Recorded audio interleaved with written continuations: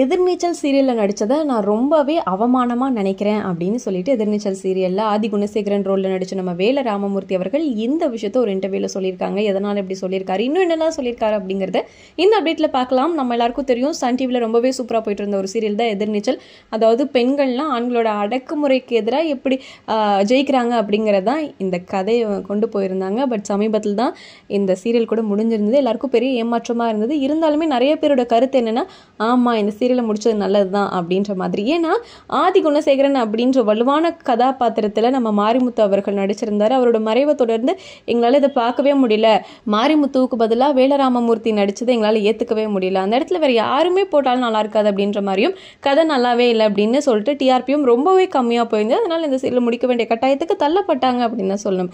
So இப்படி இருக்கும்போது இப்போ முடிஞ்சிருந்தது, எல்லாருமே ஃபீல் பண்ணி பேசியிருந்தாங்க. இப்போ நம்ம வேலராமமூர்த்தி அவர்கள் ஒரு இன்டர்வியூவில் என்ன சொல்லியிருக்காருன்னா, எதிர்நீச்சல் சீரியலில் நடித்ததை நான் ரொம்பவே அவமானமாக நினைக்கிறேன்.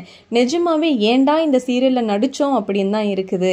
ஏன்னா எதிர்நீச்சல் சீரியல் ரொம்பவே விறுவிறுப்பாக போகக்கூடிய ஒரு சீரியல்.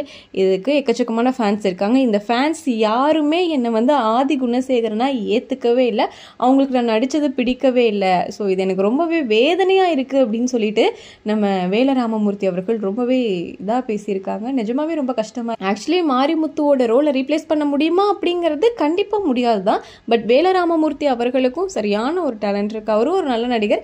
பட் இருந்தாலுமே அவர் இந்த மாதிரி ஃபீல் பண்ணி பேசியிருக்கிறது கஷ்டமாக தான் இருக்குது. ஸோ வேலராமமூர்த்தி அவர்கள் சொன்னதை பற்றி நீங்கள் என்ன நினைக்கிறீங்க அப்படிங்கிறத கமெண்ட் லிங்க் கூட ஷேர் பண்ணுங்கள்.